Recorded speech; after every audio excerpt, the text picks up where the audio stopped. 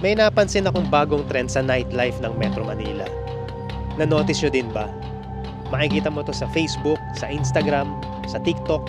But the weird thing is, ayaw nilang magpakita. In fact, nagtatago sila. I'm talking about secret bars. Bars that don't want to be found. But somehow, everyone's trying to find them.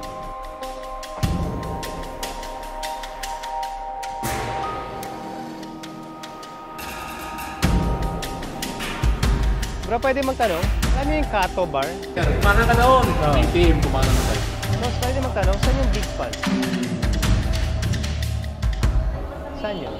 Saan ang entrance? Akala ko dito. Hindi ba dito?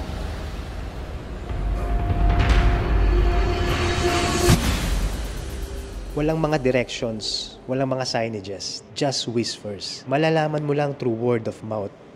And that strange feeling na kapag nakapasok ka na, it feels like you have unlocked something na hindi dapat.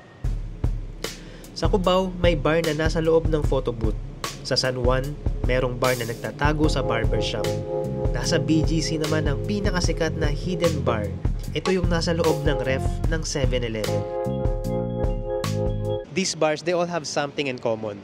Lahat sila mahirap hanapin. But the real question is not where, but rather why. Bakit gustong-gustong hanapin ng mga tao itong mga hidden bars na to? At ano ang sikreto sa likod ng mga pintuan nila? In this episode, yung tanong na yan ang itatry kong sagutin habang hinahanap natin yung mga hidden bars dito sa Makati.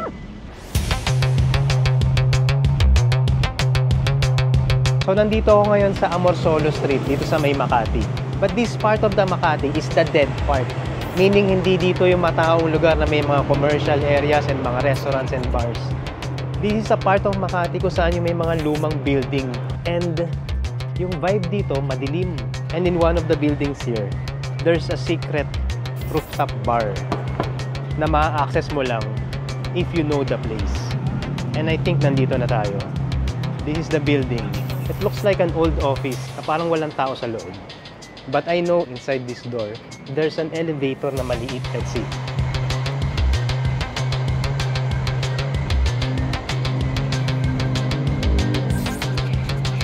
Look at this place. It looks like parang parang bodega.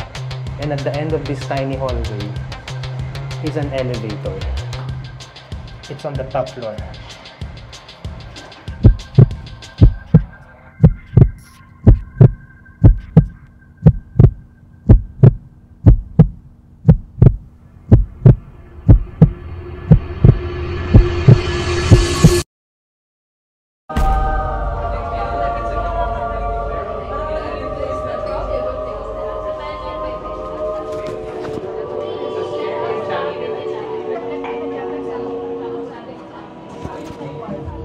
The name of this place is Seltsam. The vibe is very relaxed.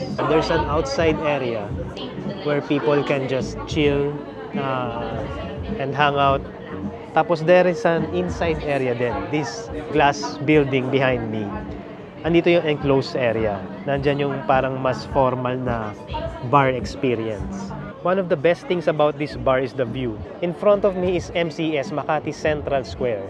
Tapos mamaya pupunta tayo doon. Meron pang isang hidden bar na gusto kong mapuntahan dun sa area na yun. Habang umiinom, nakilala ko si Bianca at Aaron. Tinanong ko kung paano nila na-discover ito at bakit sila nandito. I constantly see it lang sa Instagram. So never ko inisip like parang how to get here. So nagulat ako yun while walking na parang nag-stop at like a random building na mukhang closed na parang, guys, dito na tayo. So parang, ha? Sure ba kayo? Pero okay, I guess. So yun, so pumasok kami. And then yun nga, ang different talaga. Like sobrang energy shift na once you come in and like may moment of talaga, parang wait, wow. In my opinion, when you have the bodega bar or like very small escalator bago ka makaakyat, usually that means it's a good bar. And at the same time, you could expect na hindi siya ganun ka-crowded kasi you have to go through like pasikot-sikot ka pa para hindi like to go to the place. One of the things that make it fun is looking for the place. Then, it's also very gratifying kapag yung place na napuntahan mo is maganda. Tsaka ambience. Ambience is very important. I think parang kasi right now, obviously, a lot of people are fixated on like virality of things, na parang being the first to discover things. Pero I think for other people na, let's say, not necessarily in like the social media sphere, I think may appeal din siya kasi we're looking for those moments na not necessarily like surrounded by so many people, to have good conversations and na hindi interrupted by so much like noise. I think it's a balance nga of parang both wanting to document these moments but also being in the moment. Next stop, puntahan naman natin yung Speakeasy na may pulang pintuan. Boss, pwede magtanong, saan yung Big Fuzz sa elevator na yan? Paglabas mo kanan, dulo sila, pulang pintuan. Pulang pintuan. This bar is probably the most secretive one. First, you have to find a red door. At pag nahanap mo na, hindi ka basta-basta makakapasok. May maliit na bintana, sisilipin ka muna nila, kikilatisin ka, bago mag-decide kung karapat-dapat kang makapasok. They wanna preserve the anonymity of the place and the mysterious atmosphere, kaya bawal mag-vlog sa loob. It's dark, it's cozy, and it feels like an entirely different world. Dito ko nakilala si Hercules. I found out about this bar to my friend and he introduced me to this bar and he introduced me to the concept of the, I actually forgot the name, but it's where you can easy talk.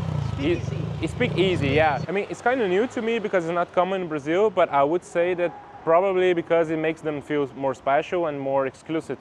It gives a sense of exclusivity when comparing to a place that everybody knows. You know, to get inside, you have to have something that other people don't have, which is information. The concept of a speakeasy, nauso siya nung Prohibition era, no 1920s na. It was a time na bawal uminom ng alcohol. So people still wanted to drink, so there was a market. So nagtatayo ng mga secret bars yung mga tao. It feels a little mischievous. Parang meron siyang konting element of danger na we're kind of not supposed to be doing this, and yet here we are. So I think that in itself, meron siyang sariling appeal na because you're experiencing something new and a little dangerous and like you're not supposed to be doing it because it's hidden. It turns you on. Okay guys, so nandito ako ngayon sa Fat Cat. This is a whiskey bar. It's not very secret. But I hear, may mga nagsabi sa akin na just right outside this place, there's a bagong bukas na hidden bar din na ang pangalan ay Kato. I'm not sure if that's the name, but that's what we're looking for right now. That's MCS. Sarado na yan ngayon, obviously. You turn right here, there are parang mga sketchy girly bars here. May mga saradong places here. I don't really know where I'm going right now. I don't know if this is the place. Excuse me, pwede magtanong? Saan yung Kato? Kato ba? Kato bar po. Kato? Opo. Doon po sa may... Saan yun? Diretso lang po sa may... Sa mga side ng bar. Saan ang entrance? Akala ko dito. Hindi ba dito? Hindi po. Doon po. I guess this is part of the experience of looking for these hidden bars. Because you don't really know where you're going. People here doesn't know what you're talking about. There are people kanina na pinagtanungan ko, sabi sa akin, the Kato bar is just right above this. But I don't know how to get there. So hindi na ako papasok sa mall. Hindi na. Dadaanan ako sa Eskinita. Kumanan ka doon. Para kasi tambakan na lang yun nandun. Hindi. Bukas ba yung yung may tindahan barbecue? Oo.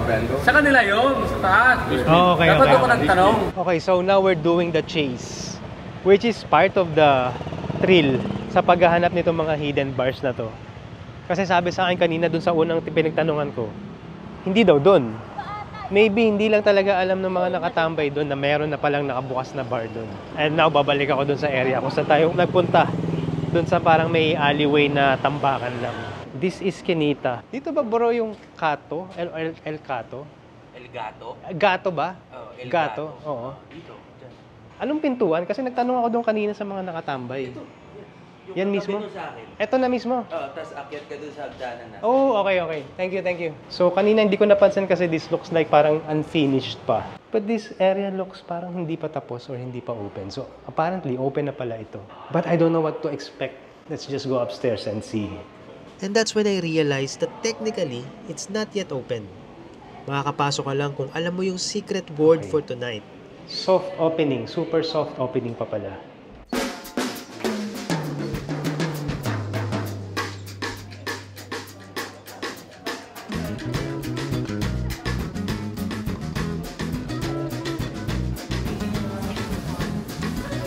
So finally, nahanap ko. The name of the place is El Gato. Kaya pala El Gato kasi it's the same owner of Fat Cat across the street. And sabi sa akin nung manager, kakabukas lang nila about a week ago.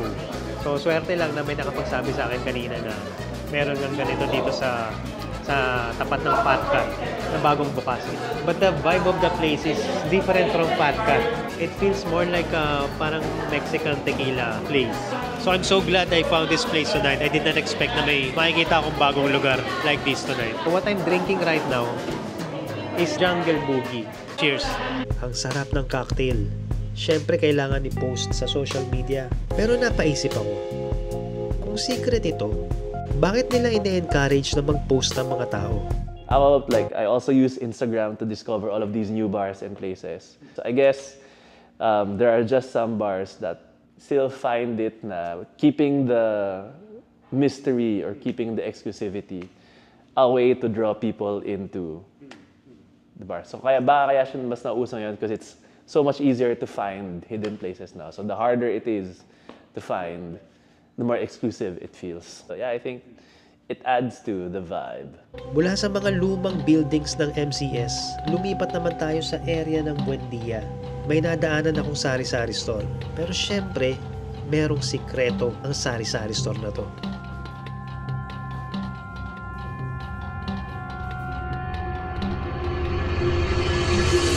So I'm here right now in Washington Street. Ilang beses kong nilampasan itong area because I was having a hard time looking for the bar called Sari Sari. There's this place na parang kainan or beer house, but I didn't see the spot where namukhang Sari Sari store. Boss, dito ba yung Sari Sari? Okay, so yun na nga yun, tingnan mo, parang tindahan lang talaga. Pero wala siyang signage. So look at the facade of this place. Aesthetic niya parang normal na Sari Sari store tindahan. So may mga chichirya dyan, may mga bote, I don't know what these things are. So may mga yosi, may mga cans. There's a fridge here. And apparently, this is the door. Let's see what's inside.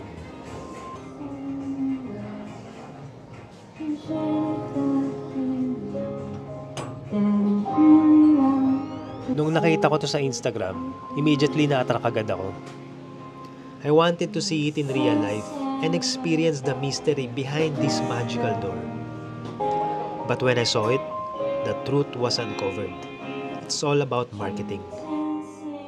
When I was researching about this, akala ko Pinoy ang may-ari or Pinoy inspired. When you go inside, pag nakita mo yung loob, it looks like a very fancy kind of Asian-inspired bar based on the interior design and the vibes and the look of the place. It's Thailand ang may-ari siguro nitong buong area na to. It's very interesting na meron palang ganitong concept ng bar dito sa Makati, no?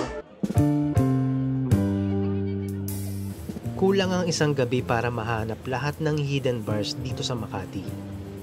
Pero ang nahanap ko ay yung sagot sa tanong na, bakit nga ba natin hinahanap ang mga to? At bakit ako babalik dito? Tonight, I have learned a very interesting contradiction. On one hand, it's a way for us to escape our daily realities. Tumakas sa ingay, sa chaos, sa toxicity ng buhay. Hidden bars are like sanctuaries, places where I'm not expected to perform. In a city that demands so much from us, these are the places where we are finally allowed to disappear. On the other hand, it's also about exclusivity. We want to feel like insiders. Yung feeling na ako lang yung nakakaalam ng lugar na to. Access becomes part of your identity, your aesthetic, your social media narrative. And I think it's the combination of both. I want to escape, but still I need to post about it in my social media. I go to hidden bars to vanish, but I also want to be seen by the right people, in the right lighting, with the perfect Instagrammable background. Hidden bars behind secret doors. Hindi lang to para sa mga taong gustong magtago. Minsan para din to sa mga taong gustong mahanap yung sarili nila.